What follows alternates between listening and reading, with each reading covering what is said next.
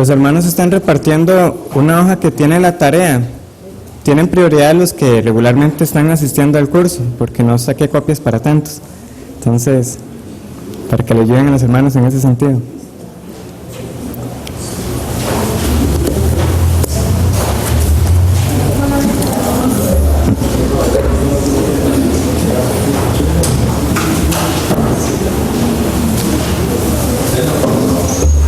También ya está listo el material escrito de la primera lección, entonces los que habían solicitado con el hermano Álvaro que le confirmen para sacar la cantidad de copias necesaria. Esperamos ya para la próxima semana estar al día con el material escrito. Les recuerdo que lo que son las presentaciones, siempre en el sitio de la iglesia lo pueden encontrar junto a cada lección, cada semana, para que no se preocupen por estar anotando lo que ven escrito en ellas. Bien, vamos a iniciar. La semana pasada estudiamos la devoción a Dios. Vimos entonces que hay 3 elementos que componen la devoción a Dios: el temor de Dios, el amor de Dios y una sed o un deseo por Dios. Entonces, a modo de repaso, quiero que busquemos Segundo de Reyes, capítulo 17.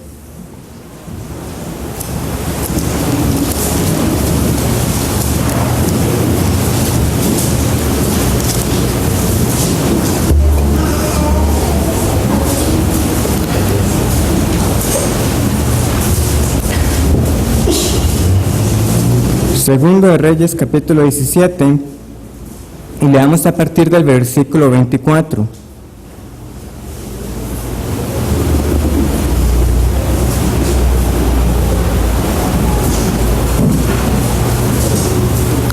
Estamos en el contexto de que el otro reino, el reino de Samaria, de Jerusalén, ha caído. Y dice así: y trajo el rey de Asiria gente de Babilonia, de Cuta, de Aba, de Amat y de Sefarvaim, y los puso en las ciudades de Samaria, en lugar de los hijos de Israel. Y poseyeron a Samaria y habitaron en sus ciudades. Y aconteció al principio que cuando comenzaron a habitar allí, que no temiendo ellos a Jehová, envió Jehová contra ellos leones que los mataban.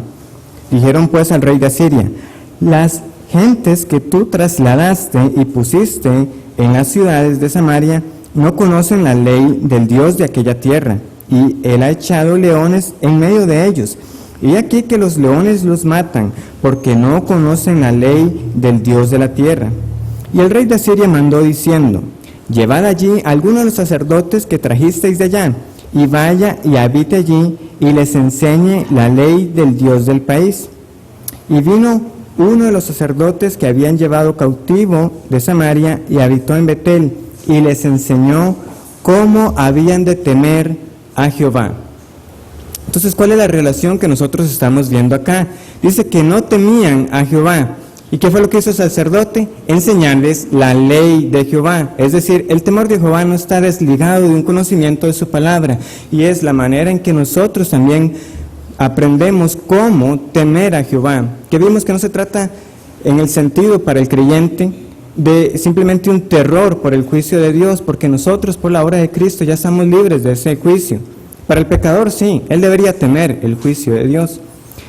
Pero entonces nosotros, si continuamos la lectura, vamos a ver que las personas luego cayeron en un sincretismo. Ellos pensaban que estaban adorando a Jehová y cada uno adoraba a sus dioses. Nosotros lo leemos, por ejemplo, en el versículo 30. Los de Babilonia hicieron a Sucot Benot, los de Cuta hicieron a Nergal, y los de Amad hicieron a Sima. Los abeos hicieron a Nihaz y a Tartac, y los de Sefarvaim quemaban sus hijos en el fuego para adorar a Adramalec y a Anamalec, dioses de Sefarvaim. Cada uno decía que temían a Jehová y temían a los dioses que ellos estaban acostumbrados a temer. Y más adelante el escritor nos va a aclarar que eso no es temer a Jehová. En el versículo 38, no olvidaréis el pacto que hice con vosotros, ni temeréis a dioses ajenos, mas temed a Jehová vuestro Dios, y Él os librará de mano de todos vuestros enemigos. Pero ellos no escucharon, antes hicieron según su costumbre antigua. Así temieron a Jehová aquellas gentes.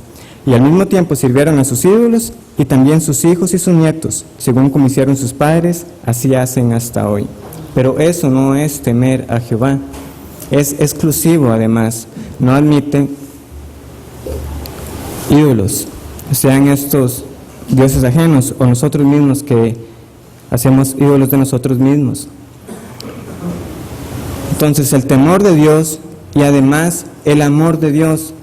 Quedamos cortos en analizar la profundidad del impacto que debería tener el amor de Dios en la vida del creyente, cuando uno considera la distancia que lo separa. Pero vimos un par de versículos en el Salmo 130 que me gustaría que volviéramos a leer.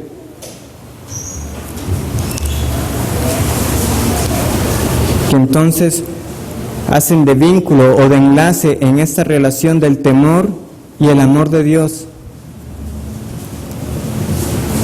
Versículo 3, Salmo 133. Jehová, si mirares a los pecados, ¿quién, oh Señor, podrá mantenerse? Pero en ti hay perdón para que seas reverenciado. Ese perdón que el creyente ha conocido lo lleva también a adorar y a reverenciar a Dios. Y cuando estos dos elementos que son la base de la devoción están presentes, vimos que como punto más alto se va a manifestar entonces una sed por Dios, un anhelo por conocerlo cada vez más.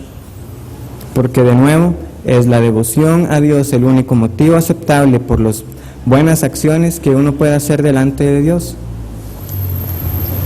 Y hoy vamos a estudiar la primera virtud que no es de la lista de Gálatas, y creo que va a ser la única que quizás nos dé tiempo, y es la humildad. La humildad.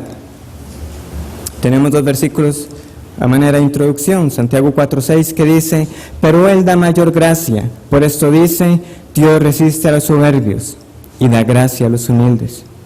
O Lucas 18:14, en el relato del fariseo y el publicano: os digo que éste descendió a su casa justificado antes que el otro, porque cualquiera que se enaltece será humillado, y el que se humilla será enaltecido. ¿Qué es, pues, la humildad?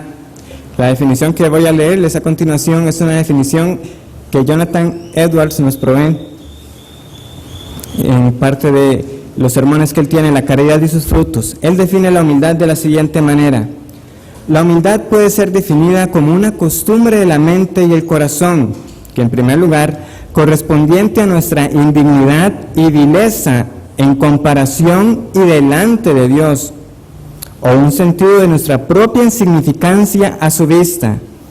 Y en segundo lugar, la humildad es esa disposición de un comportamiento que lo refleja. No solamente es tener ese sentido, es también que está en la disposición para comportarse de acuerdo a esa insignificancia. Entonces, y reconozco que hubo un problema cuando estaba leyendo ese sermón. O sea, estoy usando palabras suaves, pero Edwards realmente usa unas palabras que no encuentro en español cómo reflejar lo que él quiere decir, que nos sintamos realmente insignificantes delante de Dios. Y esto, hermanos, viene a ser entonces acorde a lo que nosotros leemos en Romanos 12:3, y que recordemos que está en el contexto de los dones: que nadie tenga un concepto más alto de sí mismo que el que debe tener, sino que piense de sí con cordura, conforme a la medida de fe que Dios repartió a cada uno.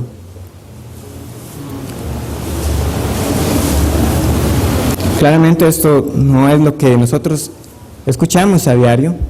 No, piense usted de la mejor manera. Pero la Biblia nos llama a ser comedidos. No, conforme a la medida que Dios le ha dado, no piense más allá. Entonces, en primer lugar, un sentido comparativo de nuestra insignificancia. ¿Y por qué se usa esta palabra comparativa? Hermanos, porque también nosotros vemos que la humildad no es exclusiva o solamente limitada al ser humano, sino que vemos que también está presente en otros seres que son mucho mejores que nosotros. Tenemos el caso de los ángeles. Vamos al Salmo 113.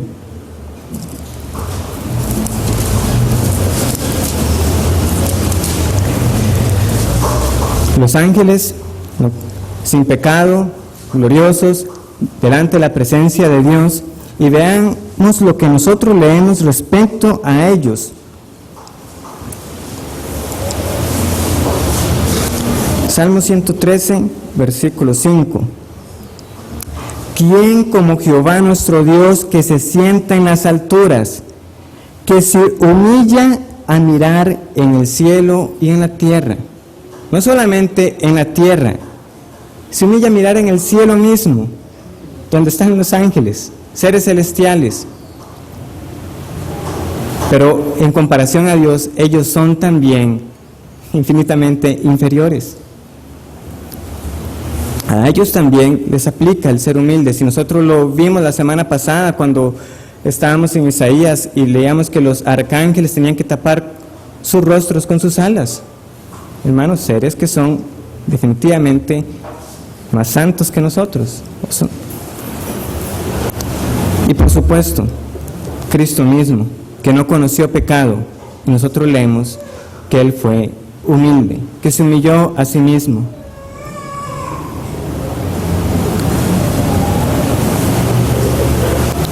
Pero primariamente, esta comparación viene en nuestra relación a Dios.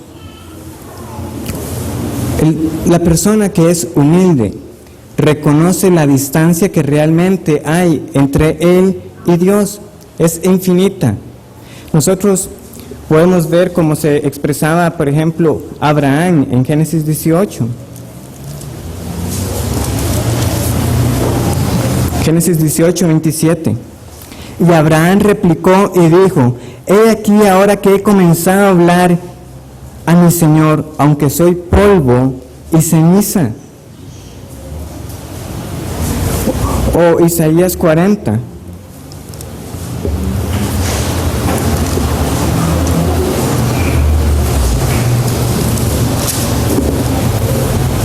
Isaías 40, a partir del versículo 12. ¿Quién midió las aguas con el hueco de su mano, y los cielos con su palmo? Con 3 dedos juntó el polvo de la tierra, y pesó los montes con balanza, y con pesas los collados. ¿Quién enseñó al Espíritu de Jehová, o le aconsejó enseñándole? ¿A quién pidió consejo para ser avisado? ¿Quién le enseñó el camino del juicio, o le enseñó ciencia, o le mostró la senda de la prudencia? He aquí que las naciones le son como la gota de agua que cae del cubo, y como menudo polvo en las balanzas le son estimadas. He aquí que hace desaparecer las islas como polvo. Ni el Líbano bastará para el fuego, ni todos sus animales para el sacrificio. Como nada son todas las naciones delante de él, y en su comparación serán estimadas en menos que nada, y que lo que no es. ¿A qué pues haréis semejantes a Dios, o a qué imagen le compondréis? Las naciones mismas son nada y menos que nada. ¿Es esa la forma en que nosotros nos vemos delante de Dios? Que somos realmente insignificantes, como nada. Y la expresión que tenemos ahí es sumamente importante. De nada vale sentirse menos que otros, ignorando nuestra indignidad en comparación con Dios. Es que cuando hablamos en el sentido terrenal, secular, muchos de nosotros fácilmente así nos sentimos menos que muchas personas. Es que aquel sí es famosísimo, poderosísimo, y yo soy simple soldado raso en el trabajo. Es que aquel es el jefe, él sí es importante, yo no. Y podemos poner muchos ejemplos, pero de nada vale que usted se sienta una boronilla si realmente usted no está comprendiendo primeramente quién es usted delante de Dios, y esa distancia que realmente lo está separando.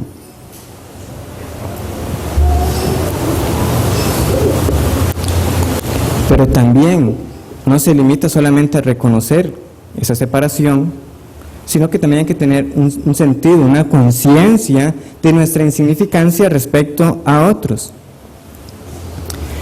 Nosotros somos poca cosa en comparación con multitudes de personas que existen. Y aquí una prueba fácil. Creo que viene también en el libro de C.J. Mahaney, que se lo recomiendo. Es breve, así se llama, La humildad.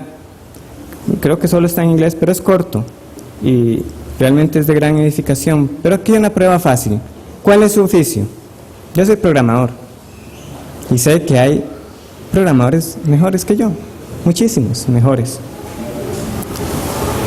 Lo que ustedes usan, Linux, eso fue un chavalo que lo hizo y ahora es lo que es, toda una distribución famosísima, ahora todo el mundo tiene sus sabores.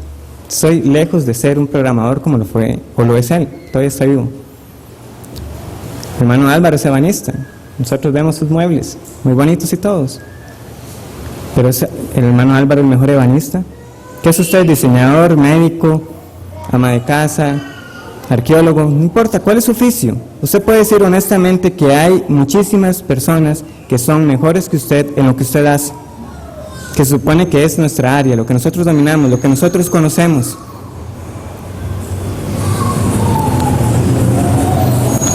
Pero de nuevo, de nada vale que usted piense que sí, bueno, hay personas que son mejores que yo en muchas cosas.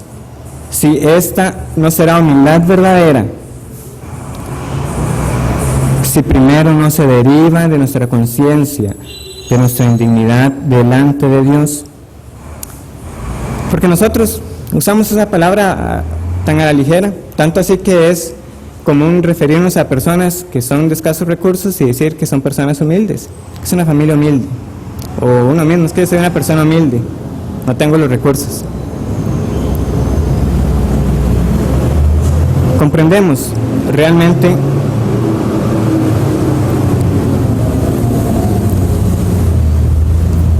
nuestras limitaciones, el pequeño alcance de nuestro conocimiento y la inmensidad de nuestra ignorancia, la poca fuerza que tenemos, lo poco que podemos hacer con ella y cuánto dependemos nosotros de Dios para hacer las cosas.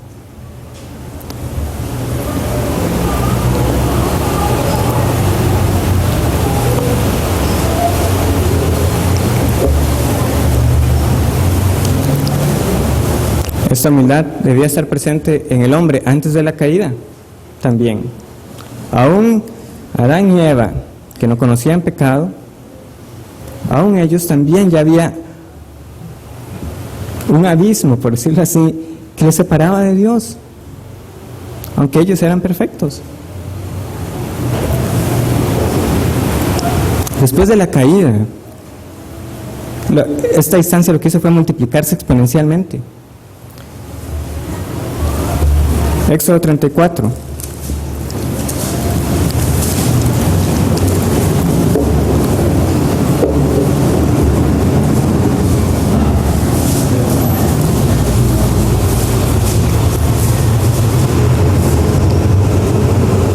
No solamente reconocer que Dios nos excede en santidad, en gloria, en poder y fuerza, es que el pecado mismo también ha acrecentado esa distancia. Moisés, después de ver la gloria de Jehová pasar, dice: entonces Moisés, apresurándose, bajó la cabeza hacia el suelo y adoró, y dijo: si ahora, Señor, he hallado gracia en tus ojos, vaya ahora el Señor en medio de nosotros, porque es un pueblo de dura cerviz, y perdona nuestra iniquidad y nuestro pecado, y tómanos por tu heredad.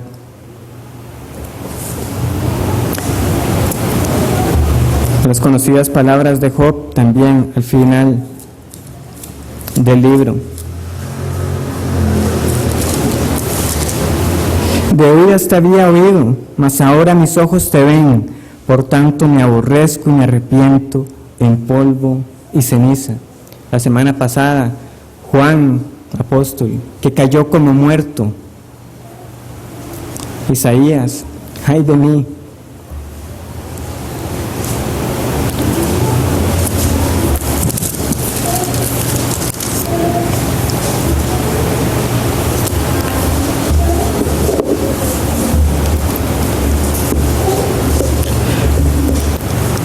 Esto es solamente una pequeña repaso así, general, de lo que deberíamos nosotros estar conscientes de esta separación. Pero no solamente se limita ahí, porque si no, no hay verdadera humildad. No importa que usted piense correctamente todo esto, si no se refleja entonces en una disposición en su comportamiento. Y esa es la segunda parte de la definición: disposición a una conducta y comportamientos respectivos.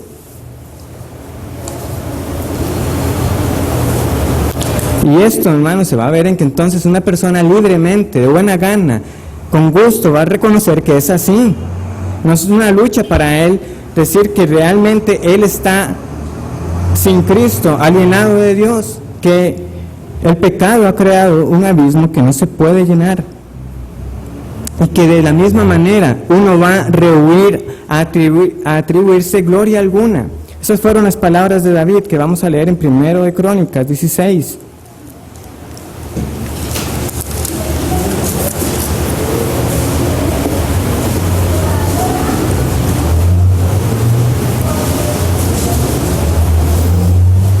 Primera de Crónicas 16, 28. Tributad a Jehová, oh familias de los pueblos, dad a Jehová gloria y poder, dad a Jehová la honra debida a su nombre. Traed ofrenda y venid delante de él, postraos delante de Jehová en la hermosura de la santidad. Temed a su presencia toda la tierra. El mundo será aún establecido para que no se conmueva. Alégrense en los cielos y gócese la tierra, y digan en las naciones, Jehová reina.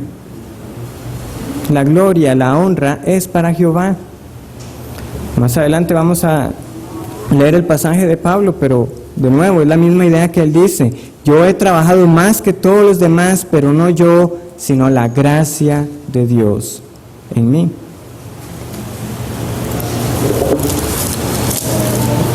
La gloria no es para nosotros. ¿Y por qué estoy siendo tan enfático con esto de esta distancia, hermanos? Porque esto es lo que debería a nosotros abrumarnos. Que un Dios que tiene el cielo, en el cielo su trono, y la tierra como estrado de sus pies, y Él dice que mira al humilde. Nosotros, criaturas como nosotros, y Jehová dice, yo veo al humilde. Isaías 51, 17.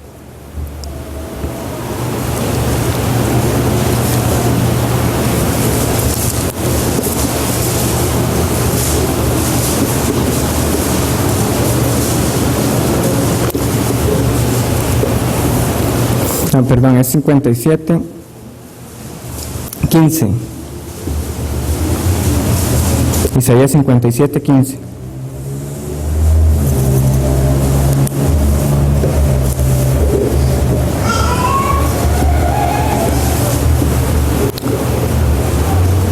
Porque así dijo el alto y sublime, el que habita la eternidad y cuyo nombre es el Santo. Yo habito en la altura y la santidad, y con el quebrantado y el humilde de espíritu, para hacer vivir el espíritu de los humildes, y para vivificar el corazón de los quebrantados. O Isaías 66, versículo 2. Isaías 66, versículo 1, para tener el contexto. Jehová dijo así: el cielo es mi trono, y la tierra estrado de mis pies. ¿Dónde está la casa que me habréis de edificar? ¿Y dónde el lugar de mi reposo? Mi mano hizo todas estas cosas, y así todas estas cosas fueron, dice Jehová. Pero miraré a aquel que es pobre y humilde de espíritu, y que tiembla a mi palabra.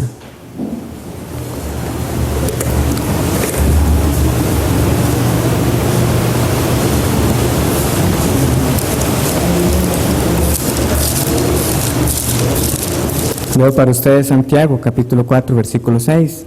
Pero Él da mayor gracia, por esto dice: Dios resiste a los soberbios y da gracia a los humildes. Someteos pues a Dios, resistid al diablo y huirá de vosotros. Acercaos a Dios y Él se acercará a vosotros. Pecadores, limpiad las manos, y vosotros los de doble ánimo, purificad vuestros corazones, afligidos y lamentad y llorad. Y vuestra risa se convierta en lloro, y vuestro gozo en tristeza.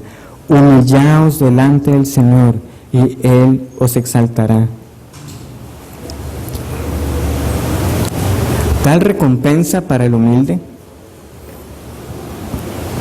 Así es, hermanos. No es casualidad entonces que nosotros, por ejemplo, en el Antiguo Testamento, muchas veces que nosotros leemos aquella señal que estudiamos, que era como la señal externa de arrepentimiento, ¿verdad? Que las personas rasgaban sus vestiduras, que se echan polvo y ceniza, que se visten de silicio. Muchas veces nosotros leamos también que esas personas se humillaron delante del Señor. Esa es la palabra que lo acompaña también. Un caso particular es el de Acab, porque nosotros vimos que realmente en Acab no hubo un arrepentimiento genuino, pero aún así el Señor vio cuando él se humilló. En 1 de Reyes, capítulo 21, Elías ha llevado la palabra de juicio, y en el versículo 27 esto es lo que leemos: y sucedió que cuando Acab oyó estas palabras, rasgó sus vestidos y puso cilicio sobre su carne, ayunó y durmió en cilicio, y anduvo humillado. Entonces vino palabra de Jehová a Elías tisbita, diciendo: ¿no has visto cómo Acab se ha humillado delante de mí? Pues por cuanto se ha humillado delante de mí, no traeré el mal en sus días. En los días de su hijo traeré el mal sobre su casa. Hermanos, esta promesa es cierta. Aquel que se humilla delante de Dios, el Señor lo ve. Hay muchos más casos que están ahí anotados. El caso de Manasés, que muchas veces lo hemos visto, el pecado grande que cometió, pero aún así nosotros leemos que se humilló y oró a Jehová, y Jehová lo perdonó. En cambio, su hijo no fue de la misma manera. Él pecó en gran manera y dice que no se humilló como Manasés su padre. Y el hijo de Amón, Josías, también es un caso que queremos que leamos brevemente. Vamos a 2 de Crónicas 33.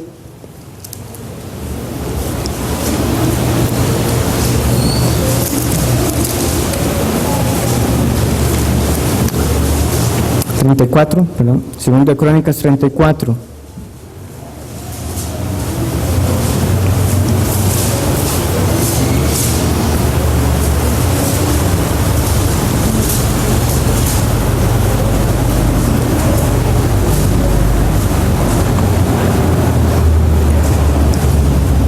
Cuando leen la ley, eso es lo que sucede en el versículo 19. Luego que el rey oyó las palabras de la ley, rasgó sus vestidos y mandó a Hilcías y a Ahicam, hijo de Safán, y a Abdón, hijo de Micaía, y a Safán, escriba, y a Asaías, siervo del rey, diciendo: andad, consultad a Jehová por mí y por el remanente de Israel y de Judá acerca de las palabras del libro que se ha hallado, porque grande es la ira de Jehová que ha caído sobre nosotros, por cuanto nuestros padres no guardaron la palabra de Jehová para hacer conforme a todo lo que está escrito en este libro. Luego él recibe la confirmación en el versículo 26. Mas al rey de Judá, que os ha enviado a consultar a Jehová, así le diréis: Jehová, el Dios de Israel, ha dicho así: por cuanto oíste las palabras del libro, y tu corazón se conmovió, y te humillaste delante de Dios al oír sus palabras sobre este lugar y sobre sus moradores, y te humillaste delante de mí, y rasgaste tus vestidos, y lloraste en mi presencia, yo también te he oído, dice Jehová.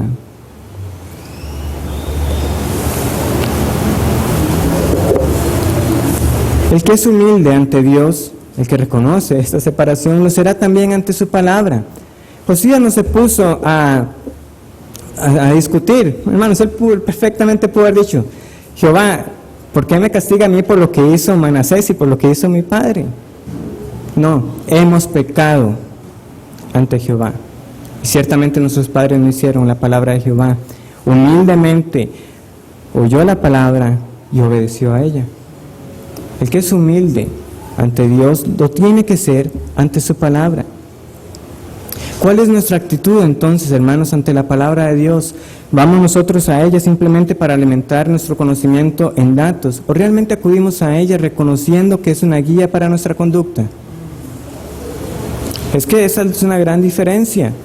Los incrédulos A veces lo que están es simplemente buscando los pasajes para decir, este es el Dios que ustedes creen, el que mandó a hacer esto, el que mandó a hacer lo otro. No están viendo el juicio que le espera a los que no siguen la palabra. No hay más para ellos que simplemente un libro en que pueden ver algunos datos históricos y cómo discutirle a los que la creen. Pero nosotros mismos, ¿qué estamos haciendo? Simplemente pues viendo ahí curiosidades, o es ella la que es lumbrera a nuestro camino.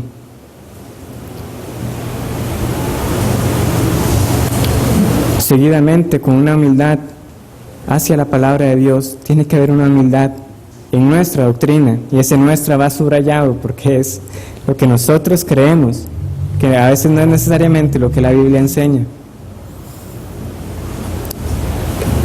Y cuando, hermanos, nosotros a veces estamos persuadidos de que estamos en lo correcto, eso es lo que se cree, y los demás están equivocados. Estamos nosotros con esa disposición para reconocer que a veces nos podemos equivocar en ciertos temas y en ciertas enseñanzas.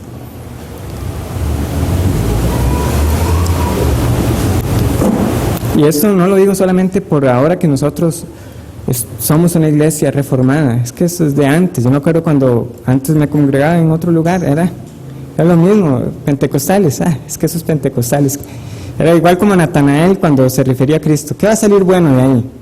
¿Qué me va a estar enseñando a mí alguien que va a tal iglesia?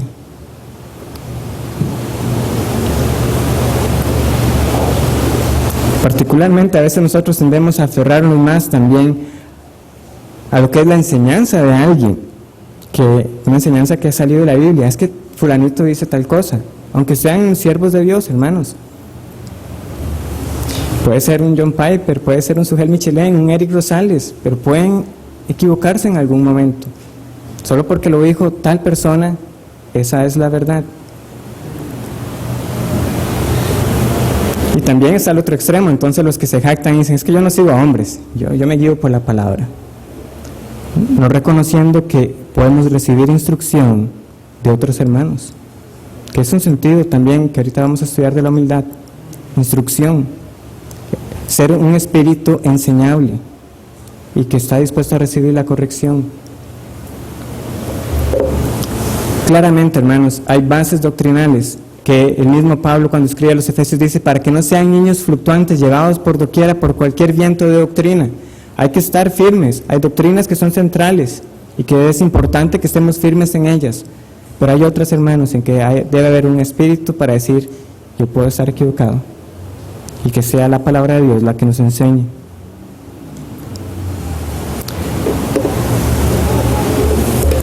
Porque juntamente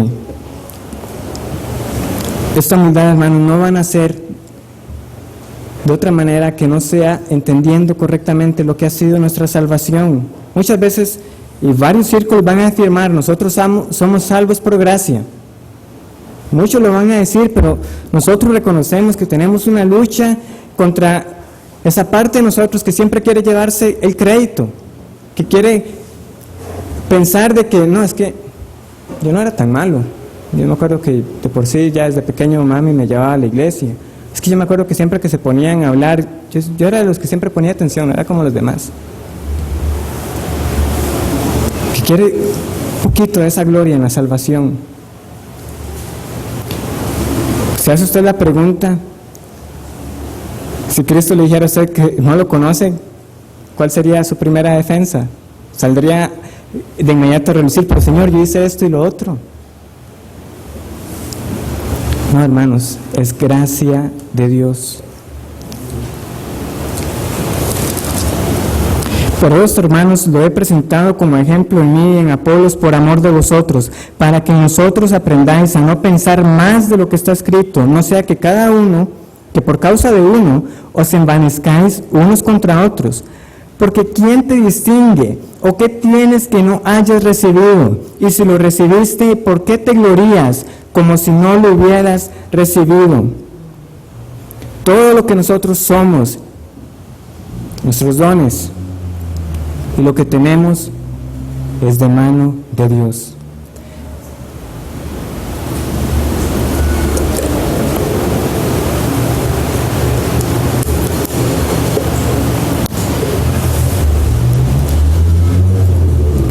pero no es el espíritu que a veces reina entre nosotros. Cuando Spurgeon escribe en su defensa del calvinismo, él dice: yo veo a las personas que están ahí y sé que si no hubiera sido por la gracia de Dios, yo sería peor. Es lo que pensamos nosotros, o simplemente es que ¿qué va? Yo sí soy creyente, es que vea ese como está. ¿Y cuál es nuestra actitud entonces en esos casos? O reconocemos, hermanos, de que si no fuera por la gracia de Dios, ahí estaría usted también. Cuando va caminando y usted ve a alguien que es evidente las consecuencias externas de lo que ha sido el pecado en su vida, véase a usted mismo ahí. Ese es usted, si no fuera por la gracia de Dios. ¿De qué se va a gloriar usted en su vida? De nuevo, el mundo quiere éxito, quiere la fama, quiere el reconocimiento, pero ese no es el espíritu del creyente, que es lo mismo que decir que es un espíritu humilde.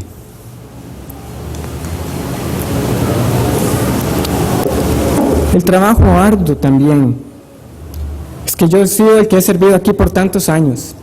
Soy de los 5 gatos que vienen los miércoles, o soy de los que por tantos años he mantenido mi fidelidad en tal o tal área. Ese trabajo arduo y esa fidelidad en sus labores es la gracia de Dios. Lo mismo es también en el ámbito secular, hermanos. Esa es una amonestación, ese pasaje que está ahí, vamos a leerlo. Sé que el tiempo se está acabando, pero Deuteronomio 8.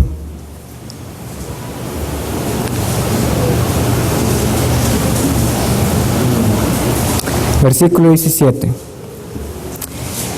Y digas en tu corazón: mi poder y la fuerza de mi mano me han traído esta riqueza, sino acuérdate de Jehová tu Dios, porque Él te da el poder para hacer las riquezas, a fin de confirmar su pacto que juró a tus padres, como en este día.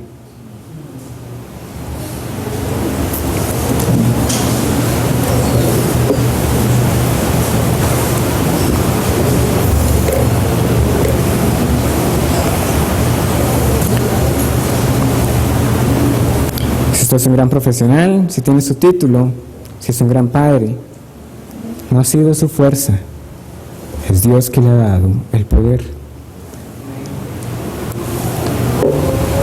Entonces, ¿cómo se refleja esto en nuestra humildad hacia otras personas? Porque el que es humilde ante Dios tendrá que serlo también hacia los demás. Sumisión, servicio y honra. Vamos a ver esos 3 aspectos, hermanos: sumisión, servicio y honra.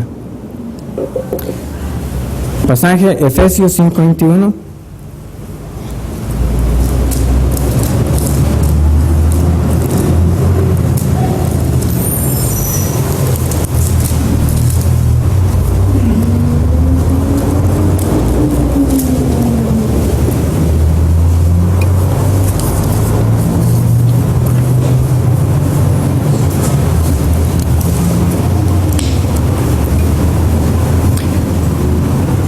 Someteos unos a otros en el temor de Dios.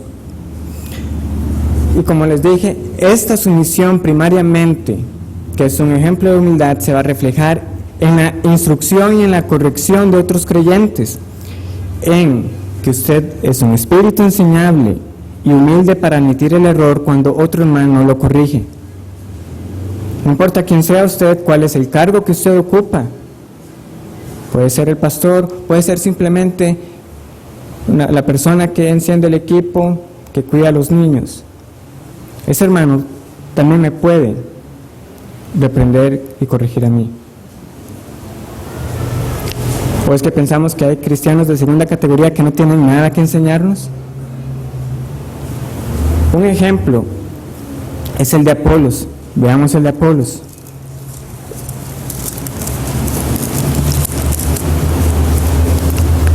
Hechos 18:24. Llegó entonces a Éfeso un judío llamado Apolos, natural de Alejandría, varón elocuente, poderoso en las Escrituras. Este había sido instruido en el camino del Señor, y siendo de espíritu fervoroso, hablaba y enseñaba diligentemente lo concerniente al Señor, aunque solamente conocía el bautismo de Juan. Y comenzó a hablar con denuedo en la sinagoga. Pero cuando lo oyeron Priscila y Aquila, le tomaron aparte y le expusieron más exactamente el camino de Dios. Y queriendo al pasar a Acaya, los hermanos le animaron y escribieron a los discípulos que le recibiesen. Y llegado él allá, fue de gran provecho a los que por la gracia habían creído, porque con gran vehemencia refutaba públicamente a los judíos, demostrando por las Escrituras que Jesús era el Cristo.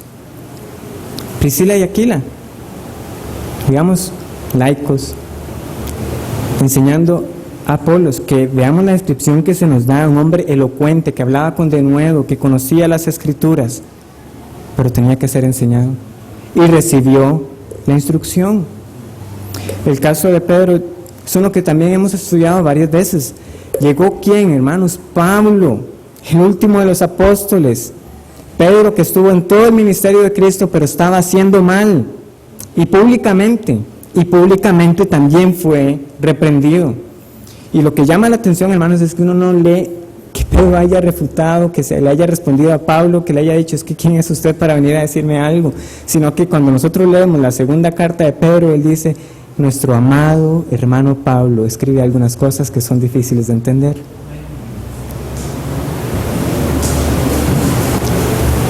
Así es.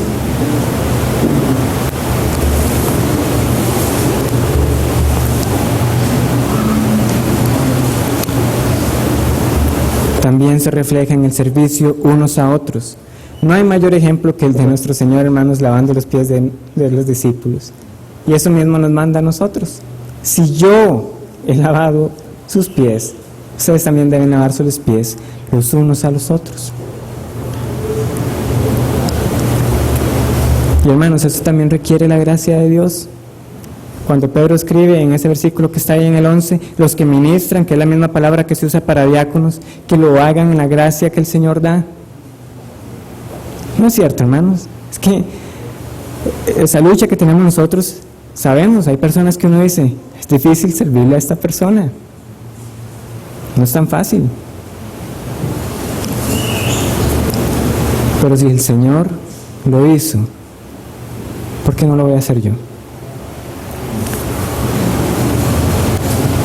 De nuevo, esta dependencia en la gracia de Dios para podernos servir los unos a los otros es para la gloria de Dios, porque hay muchas personas que sirven a los demás, pero por causas egoístas.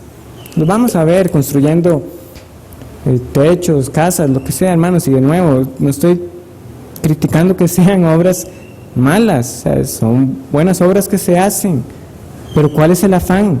No hay ningún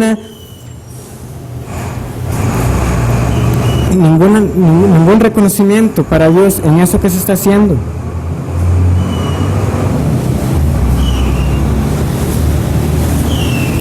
Es una gloria para uno, pero como vimos, uno rehúye toda gloria y la da a Dios. Y finalmente, hermanos, en una honra, o como nosotros leemos en Filipenses capítulo 2, el estimar a los demás como superiores a uno mismo. Y Filipenses capítulo 2 es un pasaje central en la enseñanza de la humildad. Por tanto, si hay alguna consolación en Cristo, si algún consuelo de amor, si alguna comunión del Espíritu, si algún efecto entrañable, si alguna misericordia, completad mi gozo, sintiendo lo mismo, teniendo el mismo amor, unánimes, sintiendo una misma cosa. Nada hagáis por contienda, por vanagloria, antes bien con humildad, estimando cada uno a los demás como superiores a él mismo, no mirando cada uno por lo suyo propio, sino cada cual también por lo de los otros. ¿Somos nosotros como los fariseos que buscaban el primer lugar en las mesas? Es decir, primero yo quiero llevarme el reconocimiento por esto que pasó, que sepan que yo sí vine a ayudar, que yo he hecho tal y tal cosa. O hacemos de las necesidades, de los intereses de los demás, los nuestros también. La humildad es lo contrario del egoísmo. El egoísmo velará por lo suyo, el humilde por lo de los demás.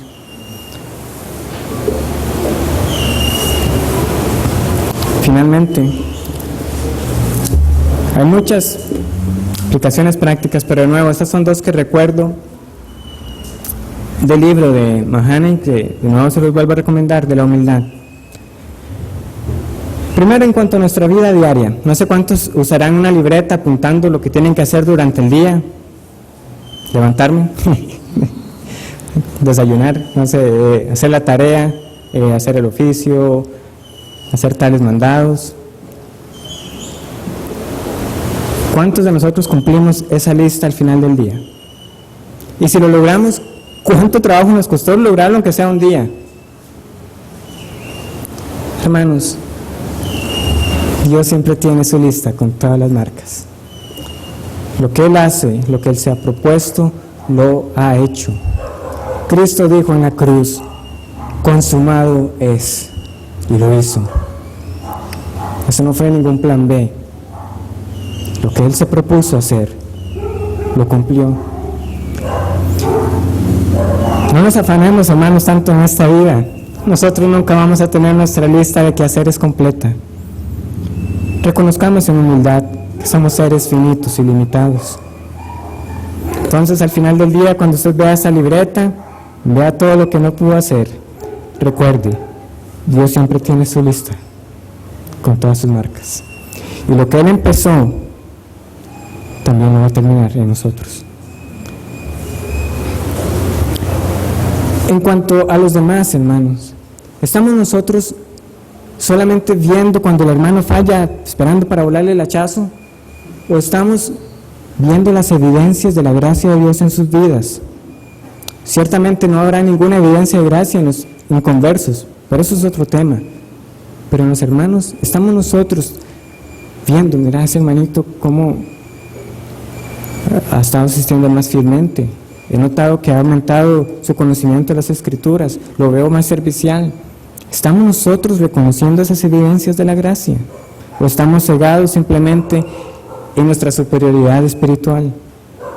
Eso es un ejercicio que debemos poner en práctica. Reconocer las evidencias de la gracia en la vida de otras personas.